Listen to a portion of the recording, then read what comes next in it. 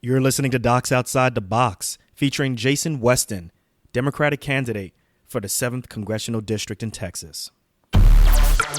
Welcome to Docs Outside the Box podcast. This is your official show, looking inside the minds of cutting-edge and innovative doctors.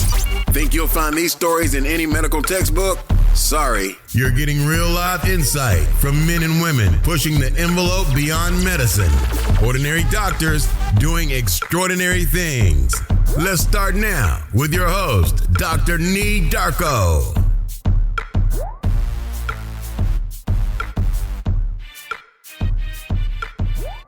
This episode is brought to you by Set for Life Insurance. Protect yourself against life setbacks with Set for Life Insurance. Set for Life Insurance gets you disability and life insurance at a reduced cost with their exclusive discounts. Now that's why I use them. Visit www.setforlifeinsurance.com and tell them Dr. Darko sent you.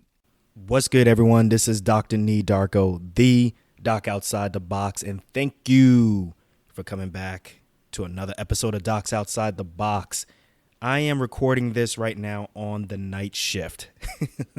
I'm serious. Right now I'm in Scrubs and I'm in one of the offices recording this on night shift because it's just like that. I'm living in the box in order to make this podcast happen, but I'm not going to let that stop me. And I'm giving you another great episode, or so I hope you think is a great episode, and something that's a little bit different. But before we get to our next guest, I just want to quickly thank you all who continue to leave excellent 5-star reviews on Apple Podcasts, as well as people who leave reviews on Stitcher Radio. You know, I got to show love for the Android people, as well as to people who leave or are subscribed actually on Google Play. So actually, if you look at my numbers, I have more Android users than Apple users, but I know a lot of people look back and say, you always mention Apple Podcasts. So look, I'm breaking it down so that it forever be broke. I'm showing love to the Android users. So thank you so much for continuing to subscribe to the show. And also the people who leave feedback on either the website or send me emails, I read all of your feedback and I really appreciate you all for reaching out. Also, don't forget we have a Facebook group. Okay, the name of the Facebook group is called Docs Outside the Box Nation. It is an excellent group. We are growing in size. Every day we're adding a whole bunch of new members. But in order to get to it, you just type into your browser docsotbnation.com. Once again, that's docs, that's DOCS, OTB as in boy, nation.com. And it's a great way for you all to get interested in learning more, living, hanging out with, just folks who are interested or are currently living outside of the box. There, you'll find live streams from me. You'll hear live streams from previous guests. You also get a behind-the-scenes look at how I make the show work. So please go ahead and check out docsotbnation.com. Come on in, join, and hang around with like-minded folks and learn to live outside the box. All right. So to our next guest, let's just say, I think it was pretty obvious that the 2016 election was pretty polarizing, right? That's pretty obvious, right?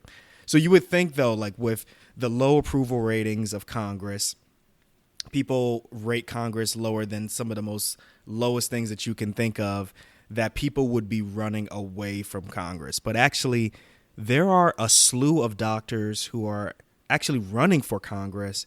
And in general, I find this really cool. I think public service, running for office is one of the most purest things that you can do. My next guest is one of those doctors. His name is Dr. Jason Westin, and he's an oncologist out in Texas, and he's running for the 7th Congressional District in Texas. Now, the biggest issues for Dr. Jason Westin is, one, healthcare. He believes that healthcare is a human right. Number 2 is education. He believes actually in the public education system and also believes in a universal pre-kindergarten system. And obviously, as an oncologist who's involved in clinical trials, scientific research is very important to him. Now, he has a whole bunch of other important issues to him, but those I think are the top 3 that are really important for him. So we're going to talk not only about him being a physician running for for office. But the things that you're going to get from this episode are how he juggles a busy practice with running for Congress, what his colleagues think about his congressional run. We're going to get really down and dirty and talk about the damaging effects that campaign finances and fundraising does to the current political atmosphere. And look, I got real with him. A Democrat hasn't won in his district in nearly 50 years, not 50 years. So I want to know, and he's going to talk about why he's so optimistic that he can win in this district when the last time that a Democrat has won has been 50 years. We're also going to talk about something that I think you all are really concerned about, the fact that you're listening to this podcast on your iPhones or on an Android phone, or watching it, or listening to it on the website. His thoughts on net neutrality, which is going to affect each and every one of us. And then also we're going to hear about hashtag I'm not just a doc. So this is going to be a good one. I hope you all take a listen. I hope you all learn a lot from this. But without further ado, I present Dr. Jason Westin. We're back with another episode of Docs Outside the Box. And I have Dr. Jason Westin, MD, oncologist, and now candidate for the 7th Congressional District in the state of Texas. Dr. Westin, welcome to Docs Outside the Box. Thanks for having me. I'm glad to be here. Hey, man, I know this is a very, very busy time for you, not just from a practice standpoint, but also from a candidacy standpoint. I've never had someone running for Congress on the show before, so I'm really excited to have you on the show, and I'm really excited for the audience to learn so much from you. So. Yeah, no, it's not the average thing a physician does, and certainly not the usual path to get from interested in politics to actually run for politics, to go to medical school and do fellowship and a bunch of years of being a doctor.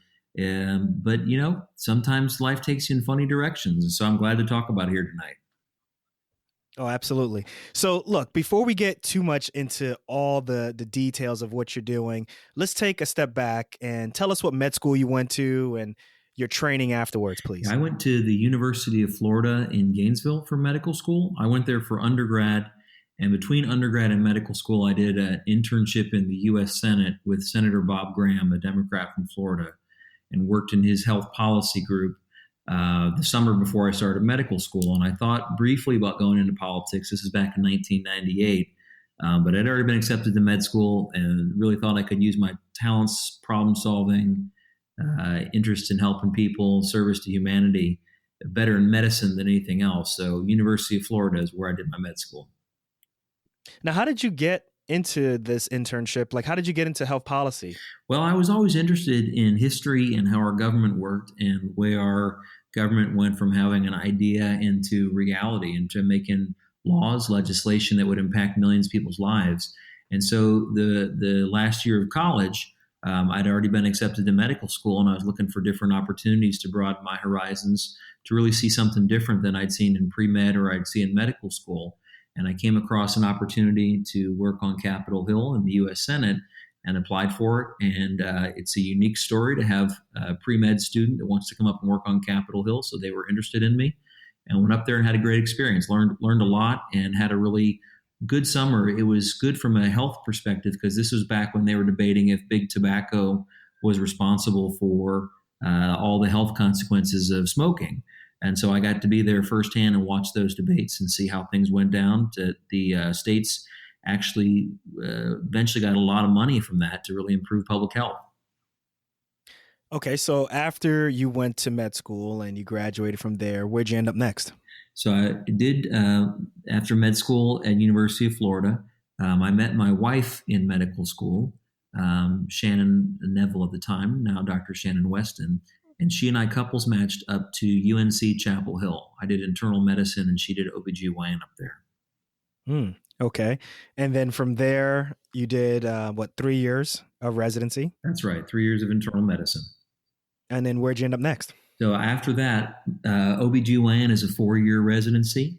So I had an extra year. So I helped join the faculty at UNC Chapel Hill and helped found the Department of Hospital Medicine. So I was a year as a hospitalist in an academic practice.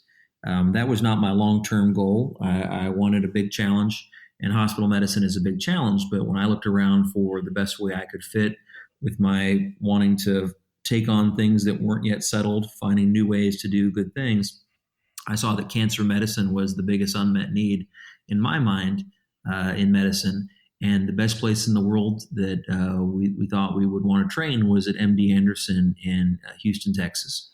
You went to the big house, man. Yeah, we went to the top dog, the top rated cancer hospital in the world, and moved to Houston down in 2006 and set down roots, and Houston's home for us now. And you are currently running for the 7th Congressional District. Now, that includes a portion of Houston. Am I correct? That's a good chunk of the southwest corner of Houston out towards the suburbs. So it's right near an area called the Texas Medical Center. And if you and your listeners have ever been to Houston, it's basically a second downtown. It's like 40 hospitals all clustered together in the south part of Houston. And the district is right next door to that. So a lot of scientists, a lot of doctors, a lot of researchers live in our district. Now, you're pretty early in your career still, I would say, right? I think you're still very young. Like, how are you able to manage being a very busy oncologist with trying to run for Congress? Like, how did that come about? Well, I appreciate you calling me young. I don't feel as young as I used to, but I guess I would consider myself kind of early mid-career. I just turned 40 years old last summer. I'll be 41 on election day. But how to juggle all these balls in the air? Well, I think most doctors get pretty good at time management and ability to compartmentalize, get things done, and then move on to the next task. And we all have our busy practice, our busy medical career, and then we have our home lives. And we're somehow able to make it all work. Sometimes things get dropped, but usually we keep every ball in the air and can succeed. With a 2-physician family, with my wife also being a research oncologist, a surgeon at MD Anderson, we have a pretty busy life, even before we decided to run for office. But one of the things that we made sure of before I took on this challenge to run for Congress is that none of the patient care would suffer. No patients would actually get harmed by me taking on this new challenge, this new adventure. And that wouldn't be fair to the patients because they're coming for good medical care. They're not coming for someone who's distracted or who's got too many balls in the air at one time. So I initially was doing full-time work at MD Anderson and trying to do full-time work on the campaign. But running for Congress is hard. It takes a lot of effort, a lot of work to do it right. And so I've actually backed down on the amount of work I do in taking care of people at MD Anderson. I'm actually only down to 1 day a week right now, and I've handed my clinical trials, my research off to my very capable partners. So none of the research has been stopped, and all the patients are still getting very good care from my colleagues and from me. But that was something that we wanted to make sure that it wasn't biting off more than we could chew, and some patient would get harmed as a result. So that thankfully has not been the case. So what's been the general consensus from your colleagues? Are they pretty supportive? Roll their eyes at you? Let's be honest. Yeah, it's pretty supportive. I think that they understand why I'm doing this. And if this was something that I had planned out for a long time, I probably wouldn't have gone through all the work to be, a leading cancer research doctor on the forefront of cancer medicine. There are different strategies to get where I am right now than what I've done. But they get the idea that I'm taking this on not because it's a next step or because it's something that's furthering my academic medical career, but we live in dangerous times, and we live in a spot where we need new leaders, new voices to stop complaining and to do something about it. So they understand why I'm doing this. It's a sacrifice for me and for my family, both personally as well as professionally. But it's also a sacrifice for my partners because they're having to help pick up the slack and help take care of patients. So I would completely understand if they were frustrated, upset, angry at me for doing something like this. But the response has been really positive because they know me. They know that I do things for the right reasons and I don't take on fool's errands or waste time on something that's not useful. They get it, and that's why they're supportive of it. So you threw your hat in the ring March of 2016, right? How much time did you take before you decided, hey, I'm going to run for Congress? March of 2017. I wish. Sorry, 2017. That's okay. Time flies when you're having fun. But yeah, I the reason I clarify that is because the reason I decided to run was not because everything went great in the 2016 election. The reason I decided to run is I felt like in the 2016 election that rules were getting broken, that our politics was so dysfunctional, and that the career politicians were more interested in getting reelected than actually making progress for the country or doing good.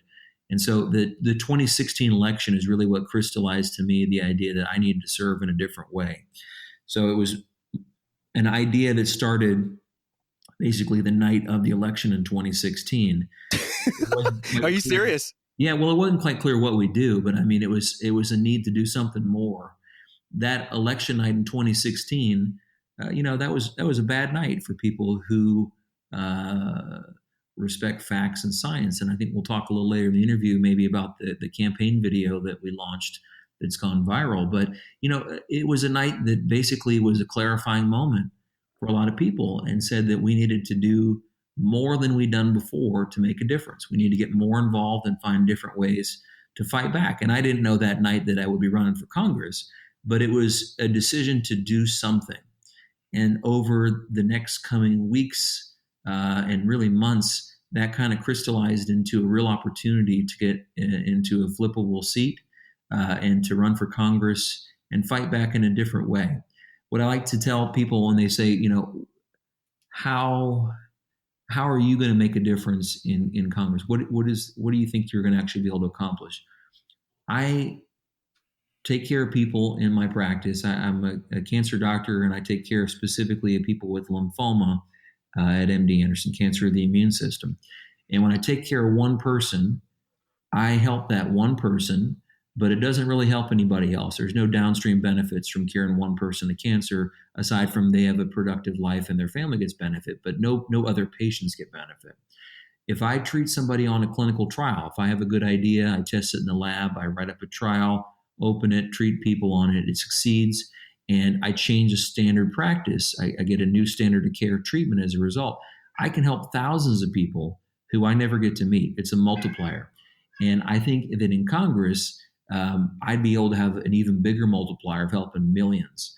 And so when we were thinking about ways to make more of a difference, ways to fight back after the November 2016 election, that was part of the math, is that it's a much bigger megaphone, if you will, to use your voice in a good way and really fight back for change. Okay, let's go through the steps then. Yeah. So you decide that you're going to throw your hat in the ring. Now, did you have to, is there like someone that you need to talk to? Is there the Democratic Party? Because you are registered as a Democrat. That's right. I wouldn't consider myself to be a hyper-partisan person, but I'm on the Democratic side. So the answer to your question is not really. So anybody can run for office. There's no somebody has to okay you running for office. There's no committee meeting that you have to get stamped off on. It's not like applying to medical school where you can try, but you got to have somebody accept you into medical school to actually become a doctor. Running for Congress is wide open because that's a public office, and that should be wide open because any citizen is able to get involved in our political system if they choose to do so. There are certain restrictions on different offices of requirements you got to have, but if you're 25 years old and you live in a state and you're a U.S. citizen, you can run for Congress. Now, if you want to get on the ballot, there are some specific requirements about either a number of signatures you got to have or a registration fee you have to pay, but that's something that anybody can pay. So there's no real steps in terms of first you talk to this person, then you talk to that person, then you get signed off on this committee. It's basically making the decision you want to do this and being committed to it and getting in the race. Now, it seems like being able to run for Congress or any position in politics requires a lot of money. And I even get squeamish thinking about it because it just seems to me that money in politics is a double-edged sword, right? In order for you to get into Congress, you have to fundraise. But then at the same time, it seems as though fundraising, the money that you raise can be used against you in certain, to be influential to you in certain ways. Am I correct in thinking that? Yeah, that is something that when you watch the movies about people running for office, they really don't ever talk about having to fundraise or how much of a critical part that really is. But the way our system is set up, that it really does take an incredible amount of funds to get your name out there. So the registration fees to get on the ballot are not that steep. They're not insignificant, but they're not prohibitive for people to run for office. But what is prohibitive is the amount of dollars it takes to buy advertising, to hire staff, to buy print materials to hand out to people, to get an office space, to do all the things that sort of go along with the campaign. And the money side of politics is the kind of icky, dirty side of it, but it's required to really build the organization you need to get your name out there to voters. Congressional districts are big. There are a lot of members of Congress, but the United States is a huge country. So each district represents around between 700,000 and 800,000 people. So to get the number of votes you need to get, there's really no way you can go out and shake 700,000 hands or knock on 800,000 doors. Part of it comes down to getting your name out there to voters through ways that require money. Now, there are some really shady parts of this. There was a Supreme Court case a couple of years ago called Citizens United. Oh, yeah. That was a big deal. It was a big deal. And I think that was a tragedy because what it said is that basically corporations can dump in unlimited money with no transparency about who's putting the money in. And the more money you get into politics, the greater the role of money plays. An example here is if you win the Powerball next week and you have $500 million and I lose the Powerball next week, you can have a much bigger voice in politics than I can. And it's supposed to be one citizen, one vote, and that we all have a representation in Congress because we're all equal in terms of the law. But what happens because of the system we have with the fundraising, with the finances, and with Citizens United, is that it gives people who've got more resources, more access to influence. And that is something that I think is unfortunate and something we have to look at in the future. If Citizens United is something that the Congress may need to take up a legislative fix to try and get more transparency about who's actually spending these dollars to influence our politicians. Now, you said that you are running in a flippable seat. So I went back and I did some research. So if you were to win the primary, you'd be running against Culberson, John Culberson, who's a Republican. He's had this seat since 2001. And basically, I did some research on the 7th District of Texas. No Democrat has been elected to a seat since 1967. Why is it that this year is such a year that Democrats are, pretty excited that they can actually win or even, make some gains, even if they don't win, still be and have a moral win? Yeah, well, we're feeling good about our chances to actually win. I think everybody goes into it not wanting to get a moral victory because moral victory is a translation for not winning. But I think the reason that I'm jazzed up, the reason I think that we can actually do this and can flip this district is 2016. And what I mean by that is you're exactly right. This is not typically a swing district or a district that has had good success for having two parties. And we could talk about gerrymandering all night if we wanted to, but a lot of the districts in the United States are just not competitive districts. The primary election is the most competitive part, and then whoever gets through the Republican primary or the Democratic primary is likely to get elected just by the way the district's drawn up. The 7th District in Texas has been Republican back since George H.W. Bush was in office in this seat in the 1960s, just like you said. But what happened in 2016 is that Hillary Clinton won this district on the presidential side. It may be equally valid to say that Donald Trump lost this district on the presidential side, and that's because 2016 was such a divisive election. I think a lot of people voted against somebody, not necessarily for somebody. So I don't know that there was a sudden flip of lots of voters who voted for Mr. Culberson in the past or voted for other Republicans in the past suddenly decided that Hillary Clinton was their favorite choice. I think a lot of people just don't like Mr. Trump in this district. And I think that that's something that's going to continue on in 2018, perhaps even more than in 2016 because of how chaotic things have been this past year since Mr. Trump took office. So the district is changing. New people are moving into the district. The Republican Party seems to be changing more in terms of a party that represents kind of Mr. Trump's agenda and less of the agenda that the Republican Party used to represent. So this is a district that is definitely in play. this is not wishful thinking on my part. A lot of the people who rate races, congressional races nationally, a lot of the political pros have changed this from being a likely Republican to a lean Republican to a toss-up. And that's in large part due to the things I just described about the district. Plus, Mr. Culberson's been there for a long time, and he's gotten comfortable, and he's not really running an aggressive race to stay in office. I think he's missing all the smoke signals here that he's very vulnerable. What's been the biggest stress on you? Do you feel stress in general running for office as opposed to, for example, taking care of patients at MD Anderson? Because it's got to be a little different, I would think. Yeah, there's a lot of similarities, but there's a lot of differences. And so I think doctors generally are very good at compartmentalizing their own emotions. They're sort of put on the brave face and get to work and don't show any human side when you're taking care of patients. And then when you go home, you can kind of commiserate about the terrible things that happened to you today at work, or the awful things that happened to a patient, that something didn't go the way you wanted it to go. But you're able to kind of keep that game face on when you're at work. Taking care of cancer patients is a pretty stressful job. And I really enjoy fighting cancer because it's an opportunity to beat something that's evil, and it's an opportunity to change someone's life and really set them on a different course, a different trajectory, and give them a new opportunity, a new chance.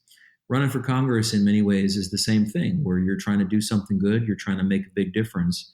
And it's stressful, just like medicine is stressful, but it's for the right reasons. And I think what most doctors do when they deal with stress is they sort of make sure that they realize that this is worth it. I'm stressed out because I'm making a difference.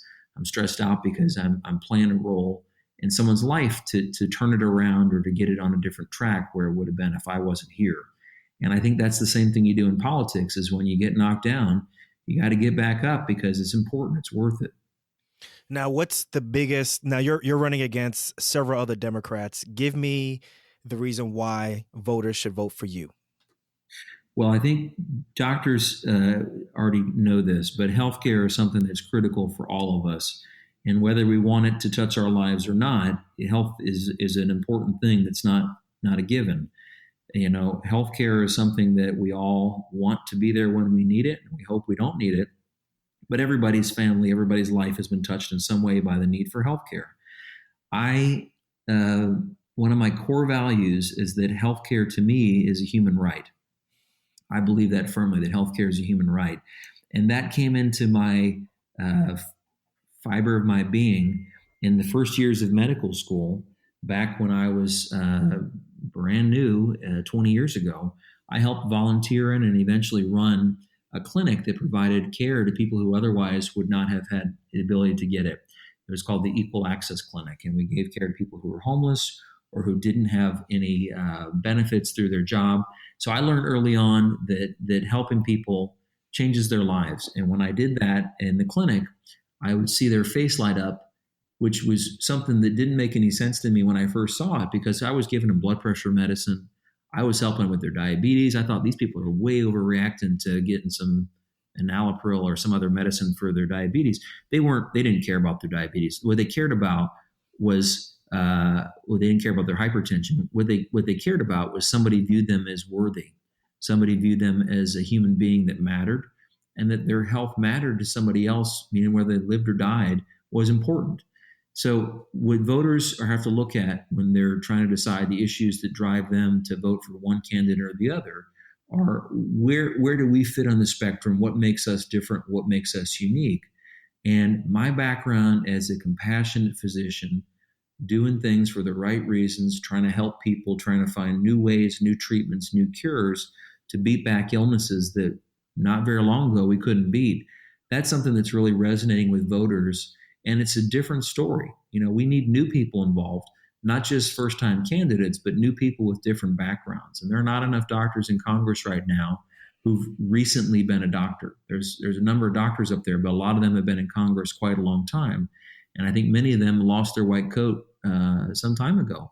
And it's unfortunate when somebody's up there for a long enough time, sometimes they lose touch with what kind of caused them to want to run in the first place. And so getting more doctors involved, I think, is going to be really important for us to make sure that we're staying on track, to make sure that we're making a difference for our healthcare. Other issues that are really important to voters, which is kind of different this year than in previous years, is the idea of standing up for facts and for science. I saw that in your video. You believe there's a cancer in Congress. It's ignorance. It's ignorance. It's a willful ignorance. And the video has gone completely viral. It's been seen like 750,000 times since we launched it a couple weeks ago.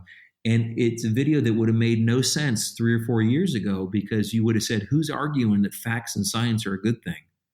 Like it's like saying mom and apple pie is, something that we need to stand up and fight for. Everybody agrees that those are good things. Facts and science, okay, everyone's on the same page. But when you watch the video, when you see the attacks that's happening these days on fake news, on the EPA being gutted, on positions of authority in our government that are being given not to scientists, but to political operatives, you can totally understand what I mean when facts and science are under attack with this willful ignorance. And we need people who actually understand the role for facts, understand the role for science in our progress, to really get involved in a bigger way and make that difference. So wait, let me ask you a question. I hate to interrupt you, but that's a really important point, right? Despite what you're saying, there's still a significant amount of people in Congress who don't believe in facts. So doesn't that actually deter you, or doesn't that make you feel less positive about being able to make a difference once you get into Congress? Because obviously, the polling, the views on Congress is very low. People don't believe that the right can work with the left. People don't think you can cross the aisle. People don't think you can get anything done. Why is it what is it that you think that you could bring that can help that situation? I think the doctors are very used to dealing with people with different backgrounds and different beliefs. So when you go in the exam room, you don't first ask the person, hey, are we on the same page about every issue, and therefore I can help you or I can work with you? You go in there and you take care of business. If somebody's sick, you go in there and you ask them the questions that are relevant. You figure out the information you need to make a decision. You explain the decision. You get a consensus with either the patient and the family or other doctors involved in the case, and you get the job done. You don't have the luxury of arguing back and forth all day. You have to act. And so what I would be able to do in Congress, different than someone who doesn't have a scientific background, I'd be able to understand better the why we're having a problem and analyze based on facts, not based on partisan fictions, how we should try and propose a novel solution. Doctors have to be able to communicate. And if you go into the room and explain to the patient that their angiotensin receptors are off, or that they've got a mutation in this particular gene, and you don't explain it in a way that makes sense in English, in regular everyday language, you're not going to be able to get people to understand what you're talking about. You've got to be able to speak to your audience in a way that can understand what you're talking about. So I think doctors have a unique skill to be able to almost be bilingual, of speaking in very complicated facts, but also being able to explain it in language where somebody who's not versed in science, not versed in facts, can understand and can build a consensus. So I think that the gridlock in Congress is not going to disappear overnight. But one positive thing that might happen from our current political environment being so caustic, so divided, so tribal, is that there are so many new candidates who are trying to get involved who are not career politicians, who are brand new to this. And I think the opportunity to get up there with a bunch of people who are scientists and may have different points of view about what facts are more important, but the chance to have a discussion with somebody based on the facts and analyze what you did last time. And if it didn't work, admit that you're wrong and try something different. I think that's how you begin to bridge this gap. It wasn't that long ago that things actually did happen in a bipartisan fashion. It's not something that is going to happen in an easy fashion where you show up and start talking facts and everybody says, wow, that guy is making great sense. You're going to have to convince people and work together and build relationships just like you do anywhere else in life. But if we don't start somewhere, we're not going to get anywhere. Good answer. Good answer. So we're getting towards the end of the interview, and I want to ask you some fast fire questions. I'll ask you a question. You just tell me the number one thing that comes to your mind. Don't think too hard about it, okay? All right. So what's one thing you want people to get from this podcast? That I can be a member of Congress. Good answer. Good answer. So knowing what you know right now, if you got a chance to go back in time and talk to young Jason Westin, let's say as a pre-med transitioning into medical school, what kind of advice would you have given him? I would have said, make sure that you stay with Shannon. Make sure you stay. Don't screw that up. But seriously, what I would have said is you're going to make mistakes. You're going to have ups and downs. You're going to have experiences in medicine where you really wish something went a different way. But you learn from experiences and you get better, you get stronger. So I think if you had a magic wand to go back and take away dangerous spots of your career or troublesome spots or painful spots, you wouldn't be the person you are right now. And I think sometimes going through a crisis, going through a problem, going through a situation that at the time feels terrible, sometimes makes you stronger and more resilient in the future. So I wouldn't have steered myself away from anything in particular or changed anything that I've done. I'd say keep your head up and keep working hard and do the right thing. Excellent answer. Now, what's one life hack or piece of technology that you use to make your life easier? Piece of technology. I love technology, so I always have the latest gadgets and the latest bells and whistles. I like to outsource things to my phone, so I set reminders for myself on my watch or on my phone. Don't forget to do this. When you get home, make sure you say this to your wife. So I think that using technology to try and make our lives easier doesn't always work, but that's perhaps the technology I use is trying to outsource my brain as much as I now, can. here's an answer, or excuse me, here's a question that I wanted to ask you. Now, I went through your website. I looked at all of the points, the issues that are very important to you. Now, me and you were just talking about technology. Me and you are able to have this conversation over the internet. I'm able to have a website. I'm able to, advertise about my podcast on different areas of the internet. What are your thoughts on net neutrality? What are you going to do about net neutrality? Because for me, that scares me. I get concerned that, if what happens or what could really happen with net neutrality, like someone like me who's trying to do a startup, who's trying to be a business owner, who's trying to start a podcast, like how am I going to get visibility if I have to, in essence, pay to play if that day, comes? Yeah, I think that net neutrality is something that a lot of people don't understand how bad that could get in the future. If you got, people used to call the internet the information superhighway, and we remember that phrase. That's not something people really use anymore to describe it because it's just the internet. But it used to be the World Wide Web or the information superhighway. Net neutrality basically has different toll lanes, and so if you want to go really fast, you got to get in the HOV lane. If you want to go slow speed, you drive on the regular road. If you want to drive, go through the tolls without slowing down, you get the fast pass. It's a way that you have to pay to play. And I think that really hurts the little guy who's trying to break through. And we all know that every great company, every great idea started somewhere and it had to catch fire because of some creative ingenuity, some innovation, something that made it unique and different. And if you have a system where only the big boys can play, where the corporations dominate the landscape and nobody else can see anything else without spending a fortune, that really harms the potential for innovation, that harms the potential for creativity and for really kind of the magic of the internet, where anybody can make a viral video, anybody can make a great podcast. And if it's the quality that is top shelf, people find it and it grows. Having something like net neutrality really stacks the deck in favor of big business. And I think that's a shame. Please tell me you're going to fight for that if you get into Congress. Yes. I will be opposed to the system that the recent changes overturning President Obama's programs and changing things. I'd be opposed to these. Dr. Westin, changes. I'm going to come after you. Come on now. Nah, I love it. I love it. You can hold me now, what's one thing that you're proud of that nobody else knows about? I really love spending time with my kids. That's kind of not a earth-shaking answer, but one of my favorite things is being a dad and going and sitting there watching the baseball game and my son hitting off of the fast pitch machine. going to my daughter's softball game, going to my youngest daughter's soccer game. These are things that bring me joy. And I think that that's something that's special to me. And it's hard to kind of put into words what it means to sit there and watch your own kids, growing up, making a difference to their team, to being part of something big. That's something that it really is unique and special that I love that answer. Love it. Thank you for getting real on that one. Now, Dr. Westin, this is the last sentence, the last statement. It is, I'm not just a doc, I'm a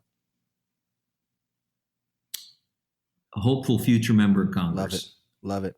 Well, look, I know that you have a primary coming up in March. Why don't you take a moment to let the audience know how they can support you, how they can learn more about you, please? Yeah, I'm really glad we got a chance to do this. I enjoyed this interview.